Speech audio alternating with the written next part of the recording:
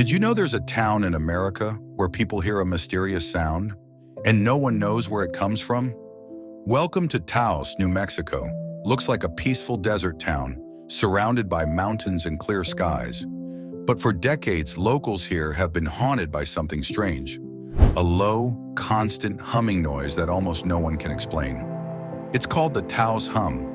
Only about 2% of the population can hear it, yet those who do describe it as a distant engine or a never-ending vibration. It's so persistent that some residents have reported losing sleep, getting headaches, or even moving away from the town entirely. Scientists have tried to solve the mystery, running tests on sound waves, power lines, and even geological activity. Whatever the truth is, Taos remains one of the strangest places in America.